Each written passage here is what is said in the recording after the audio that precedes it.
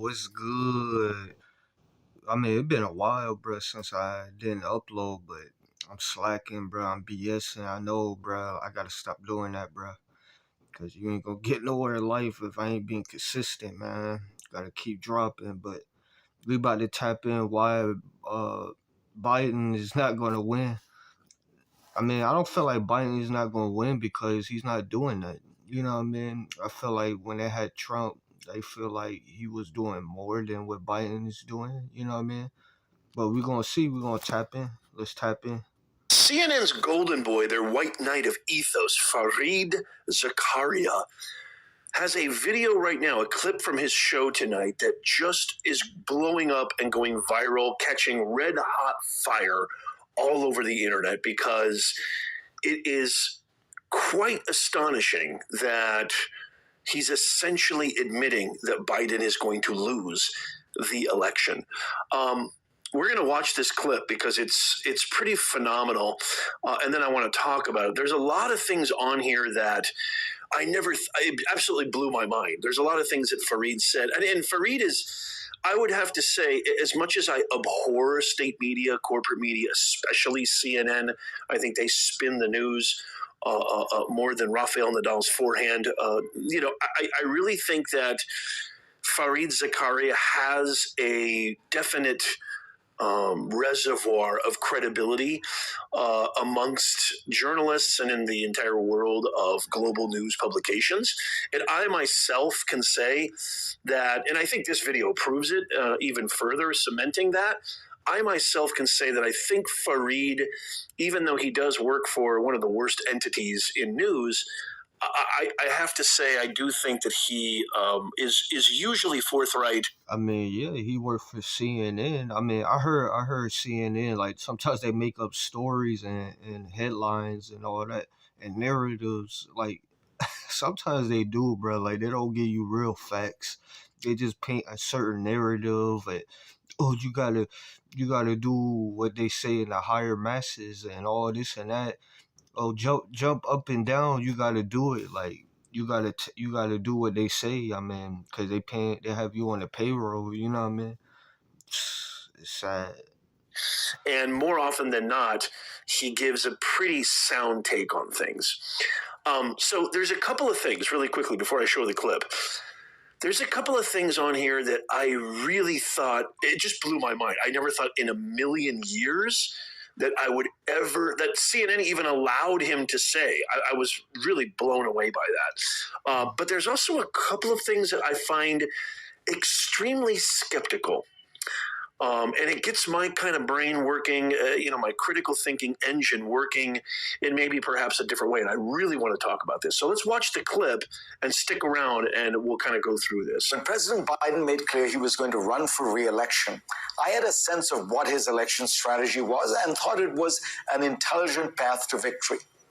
After the chaos of COVID and Trump, Joe Biden would stand for normalcy and a rising tide of good economic news. Donald Trump would divide Republicans, with significant chunks of the party wishing that someone like Nikki Haley or Ron DeSantis would be their nominee. Meanwhile, Trump would unite and motivate Democrats, allowing President Biden to focus on the votes of independents and swing states who threw the Electoral College to Trump in 2016 and to Biden in 2020. I have to admit, none of this is playing out as I thought it would. Trump is now leading in almost all the swing states, but behind those numbers lie even more troubling details. As someone worried about the... So it look like Trump about to get right back elected, man. He about to get right back elected over Biden. Yeah, Biden look like he about to freak out. He about to have a panic attack. Biden. oh, I gotta fall. I gotta do something, guys. I gotta. Oh. Like, you know what I mean? Like all that crazy stuff. Prospects of a second Trump term, I think it's best to be honest about reality. I understand that polls are not always accurate, but in general, they have tended to underestimate Donald Trump's support, not overestimate it. I doubt that there are many shy Biden voters in the country. The economy has been in a robust recovery for more than 2 years now, with unemployment hitting a 54-year low in 2023 and increasing only slightly since then. But Biden is getting little credit for it. The shift here is stark. On the question of who voters trust more to deal with the economy, Trump has a 22-point lead over Biden, according to an NBC poll from January. This marks a 15-point bump for Trump compared to the same poll in 2020. Perhaps this is because inflation is a far more pervasive problem than unemployment, affecting all Americans every day. Perhaps it's because people's views on the economy now are largely derived from their broader attitudes towards the candidates. But whatever the reasons, it's a stunning reversal in the midst of a relentless stream of good economic news. On cultural issues, Biden and Democrats benefit from the opposition to the Republican Party's position on abortion. But on the other great cultural issue, immigration, Biden is 35 points behind Trump as to who would handle it better. And I do wonder whether abortion will be as large an issue in a presidential race, given that reversing Roe v. Wade threw the issue to state governments and legislatures and not the federal government. Perhaps the most worrying new trend for the Democrats is that far from being the more unified party, they are now bitterly divided over the war in Gaza. Bernie Sanders has said the eruption of pro-Palestinian protests could be Biden's Vietnam, and even invoked the specter of Lyndon Johnson choosing not to run for re-election in 1968 because of the opposition. Hey, did you hear about this? There's a free $5,800 spending card going out to migrants. So just because of the opposition to that war. The analogy is far-fetched. America then was itself sending hundreds of thousands of troops to Vietnam, with more being recruited from college campuses every week. But there's no denying that the party seems more openly divided than it has been in decades. Only 33% of Americans said they approved of Biden's handling of the Israel-Hamas war, which is now opposed both by people who think he is too soft and people who think he is too hard on Israel. Yeah, they think that he's soft like tissue. You know what I mean? They think like he really soft like tissue. I mean, you just gotta call it for what it is. I mean, he not doing nothing in office. You know what I mean? You know what I mean? You gotta get him out of here, coach. You know what I mean? But for real, on a serious note, I mean, but what did Biden really do? You feel what I'm saying? Like, what did he really do? I mean, you know what I mean? Ain't nobody can really say what he did for real in office. I mean, it don't look like nothing. It kind of feels like he's soft like tissue. Like, if we being real, you know what I mean? Meanwhile, Republicans seem to be uniting behind Trump. Whatever opposition he faced in the primaries has largely melted away. And the trials against him keep him in the spotlight, infuriate his base, who sees him as a martyr, and even may serve to make him the object of some sympathy among people in general who believe that his prosecutors are politically motivated. This happens to be true, in my opinion. I doubt the New York indictment would have been brought against a defendant whose name was not Donald Trump. A majority of Americans are skeptical that Trump will be able to get a fair trial, according to a CNN poll. And I haven't even mentioned Robert F. Kennedy Jr. and Cornel West and Jill Stein, all of whom would probably take votes away from Biden. Things could change.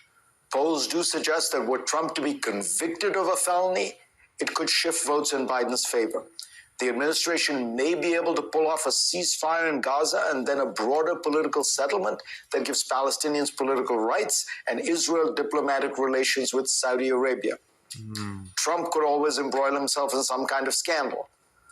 But trend lines are not working in Biden's favor. He needs to do something bold and dramatic to seize the initiative, on asylum policy, for example, and reverse these numbers. The one that troubles me the most is on the question of who was the more competent. Joe Biden led Donald Trump by 9 points in 2020, but Trump now leads by 16 points in January 2024.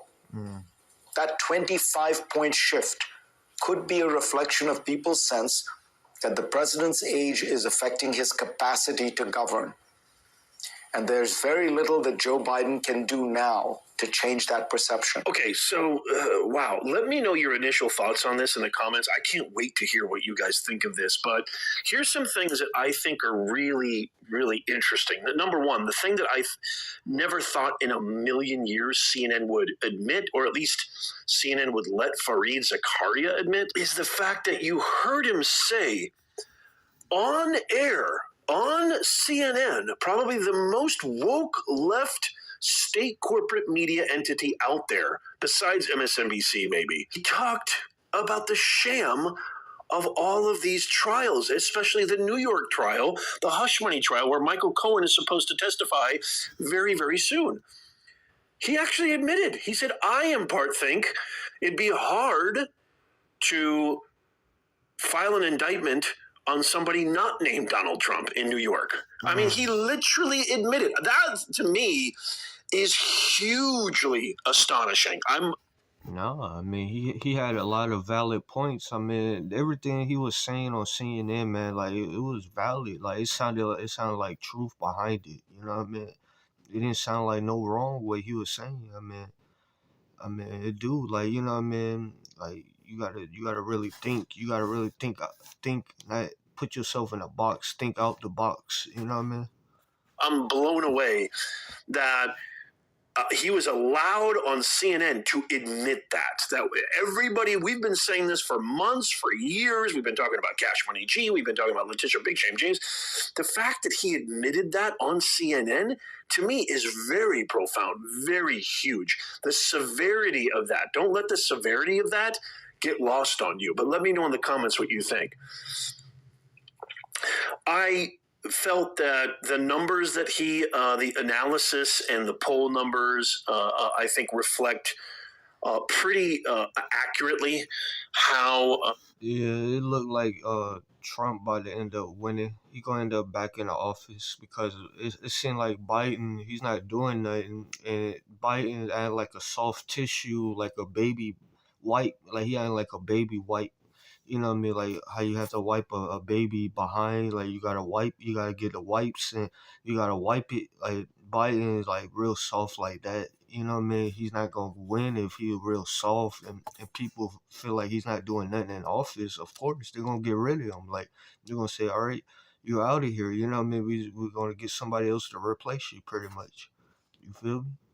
Um, People view the competency of our vegetable in chief, Tombstone Biden, versus the former president, President Trump.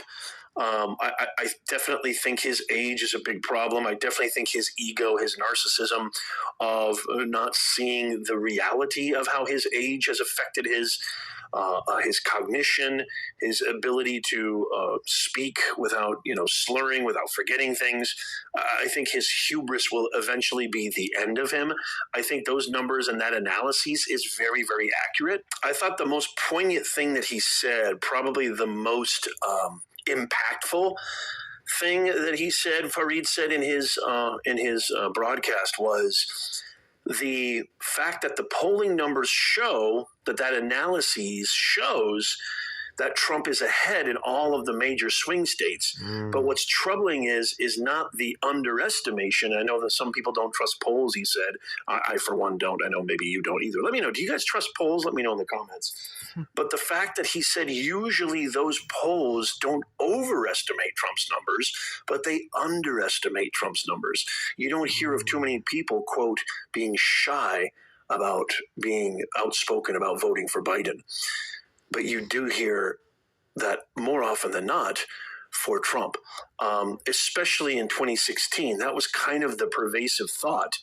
Was that, remember when we went into 2016, everybody thought that Hillary had it, it was locked. I think even Trump thought Hillary had it. I think when he made that speech at like 2 a.m. or whatever, when he finally was declared the president, I think even he was in shock. You could almost tell he was like, "Whoa, what just happened here?" So Yeah, I think at that time everybody thought Hillary was gonna win, but she didn't. I mean, but Trump. It kind of feel like Trump gonna end up back in office. You know what I mean? Because it don't. I mean, this video indicated like Trump was about to end up winning. You know what I mean? It didn't seem like Biden wasn't gonna win. You know what I mean? Like, and dude had facts. Like, he had actual facts behind it. You know what I mean? I mean, it's tough, you know what I mean? Because Biden's not doing nothing, you know what I mean? Like, everybody, oh my God, Biden.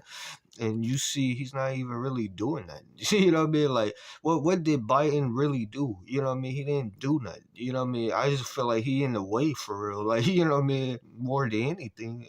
You feel me? Like, let me know in the comments. Do y'all agree? Do y'all disagree or what? Leave in the comments. I thought that was really interesting, and I thought that was really a true statement. And again, it's another thing that makes me respect Fareed more than any of these other woke pundits. Now, my skepticism lies in this. You know how I've been saying for a very, very long time now, even way before his State of the Union, I said that it is only a matter of time, especially after Robert Herr's report came out and he did that train wreck of a press conference where he basically, said on national global television, he basically said that, he talked to the Mexico borders Israel. I mean, that whole fiasco, what a nightmare that was. It's really sad as an American. It's really sad as somebody who loves his country deeply to see this embarrassment, this stumbling, fumbling, mumbling vegetable represent us. It's just really embarrassing. I don't denigrate him for any kind of. It is. It's embarrassing. A disgrace. You know what I mean? Like, Biden, man. You know what I mean? He's a clown for real. You know what I mean? Like, he tried to paint this image like he's the great new white hope for America. I mean, you know what I mean? And it's not cutting. You know what I mean? Like, Biden, just like the rest of these other people that's not, you know what I mean? They just trying to do for the rich, man. Like, see, you know what I mean? Like, come on, man. Y'all got to see through this, man. It's not. This isn't ad hominem or some kind of maliciousness. It's out of deep sadness because we are better than this. We deserve better than this. And with all intents and purposes, we should have gotten better than this. So I said for a very, very long time that I think it's just a matter of time until they start replacing him. And it's not going to be abrupt. When they start to really see that there's no way this guy can win, they're going to start laying the groundwork. Well, I can't think of a better chess move. I can't think of a better long play than having probably one of the most credible, respectable pundits on both sides of the aisle, Fareed Zakaria, essentially do just that, lay the groundwork.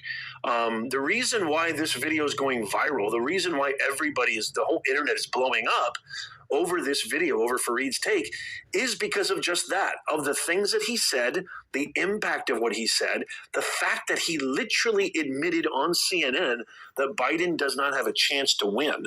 No, that's a fact. I agree with that statement right there. You know what I mean? Because I feel like that's facts. You know what I mean? I don't see Biden winning. You know what I mean? I feel like Trump is going to end up back in office. You know what I mean? But y'all let me know, bro, because I agree with the whole video. Like he was saying, like what dude was saying on CNN. Like, I mean, I feel like he was like making valid points. You know what I mean? Like, it seemed like it was truth behind that whole video. And normally CNN, it just be a whole bunch of, it just be made up narrative stories and all that. You know what I mean? But nah, it wasn't, bro. Like, it felt like it was real. You know what I mean? Sometimes they give you real information. Sometimes I feel like they just give you BS behind it. But I felt like it was real. But let me know in the comments what y'all. Do y'all disagree with his statement? Do y'all agree? Do y'all disagree? Like, comment, subscribe, share the video. Let me know in the comments what y'all think about this whole video. And let me know in the comments more videos. And I'm out.